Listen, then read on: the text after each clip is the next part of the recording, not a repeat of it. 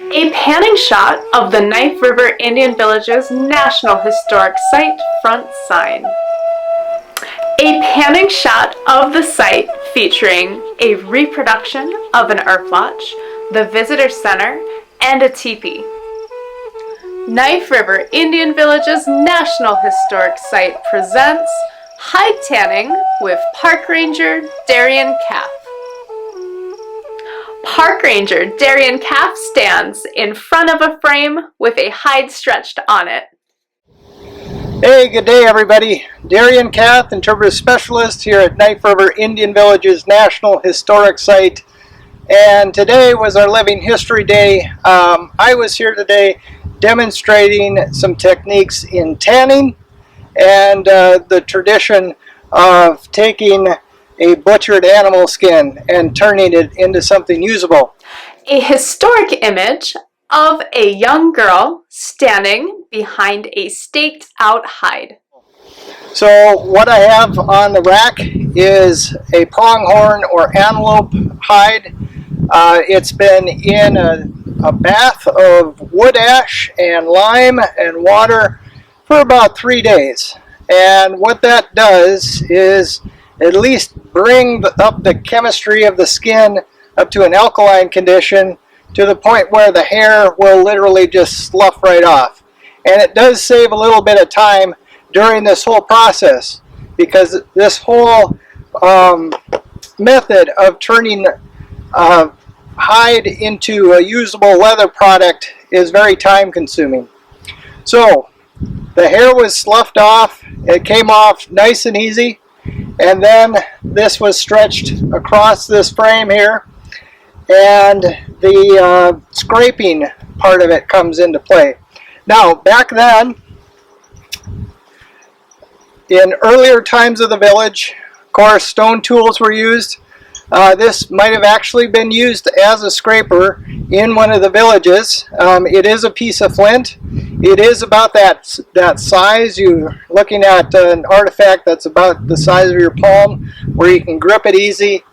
And if it does have a sharp edge, you can be able to remove the fat and meat layer that's left on the flesh side of the hide. An historic image of an older woman with a piece of flint scraping a staked out hide.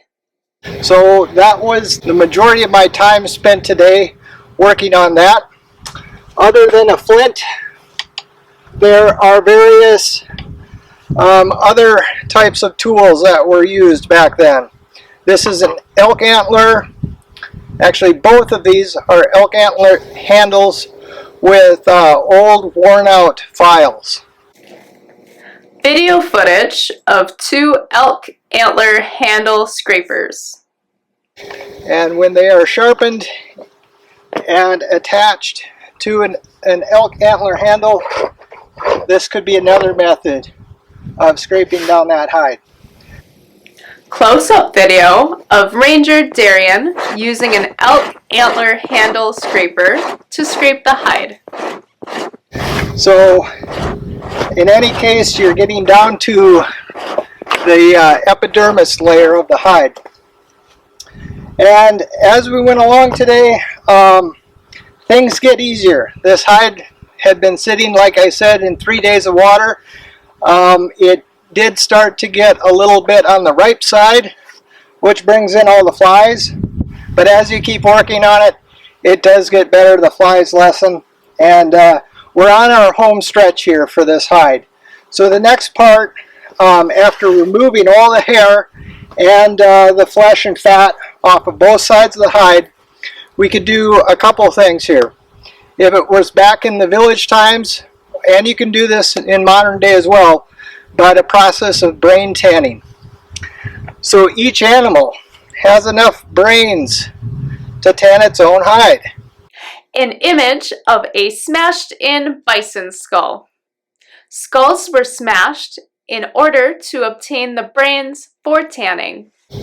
And when you take the brains of the animal, it's basically mixing it up with warm water into a paste, and spreading that paste, working it in, smearing it into the hide, and rolling it up and letting it sit there for a day.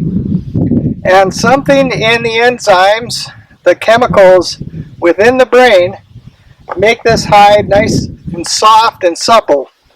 The chemical reaction, though, will keep that hide nice and supple. However, once the brain has been penetrated into the fibers of the hide, you do need to work the hide. And so once we do the brain solution, or in my case, I'm going to use a modern tanning solution. Once that chemical reaction has taken place, then it becomes a process of working the hide. So what I might do, I might tie a rope to the trunk of a tree, stake it down to the ground, and take that piece of leather and work it back and forth against the rope. I can do the same thing on the trunk of the tree. The process is the same. You can think of all those leather fibers all interlocked, and we're just breaking them up so they're able to flex. So they're still interlocked, but now they got some give and take. So you can see from something like this. This is brain tan leather. What I'm wearing, my trousers today, brain tan leather, looks a lot different than what you commercially buy from the store. An image of two different types of hide. On the left-hand side, brain tanned, which has a rougher appearance. And on the right-hand side, commercial leather with a slightly smoother appearance. There is a couple modern tools that I've been using today. An image of a modern hide scraper.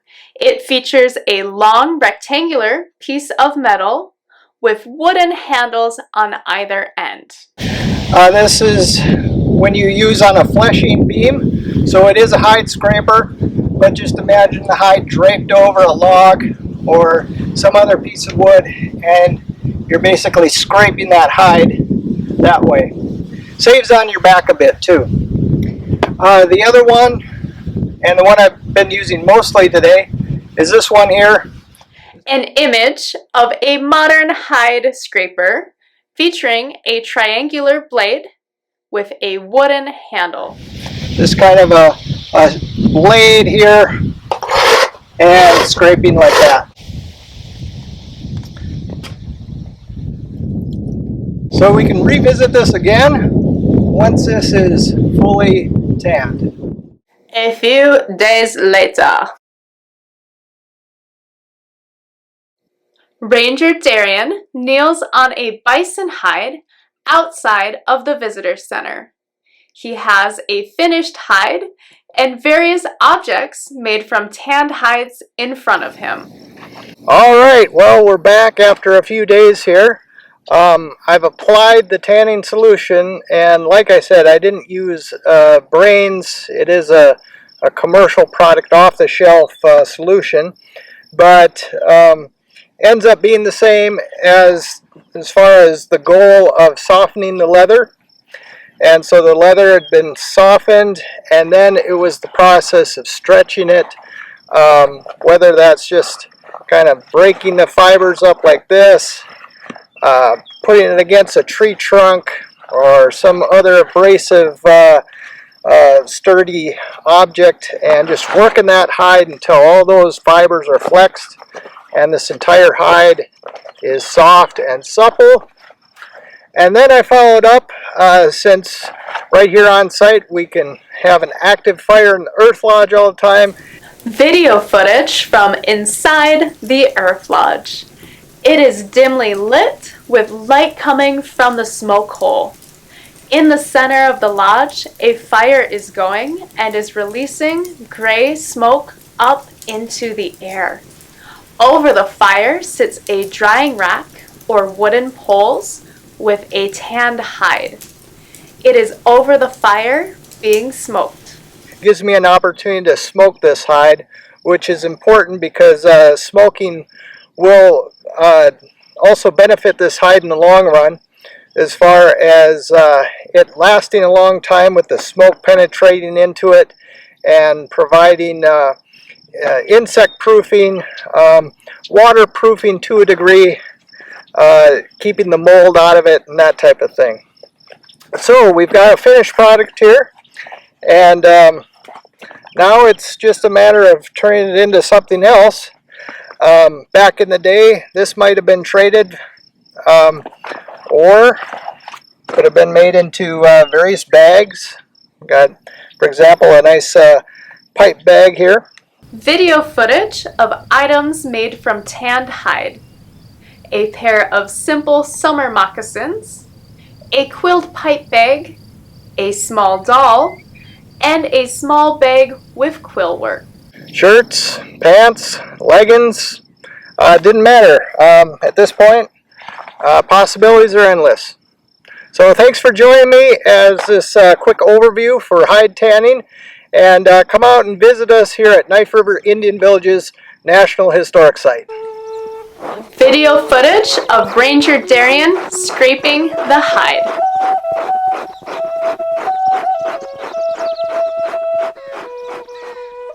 Credits: Hide Tanning with Park Ranger Darian Kath, a production by the Knife River Indian Village's National Historic Site, part of the National Park Service. Videographer and editor, Emily Franklin. Interpretive specialist, Darian Kath. Opening and closing song, Corn Silk Woman by Keith Bear. Bison skull photos, U.S. Forest Service. Traditional photos, Gilbert Wilson. And other photos provided by Emily Franklin and the National Park Service.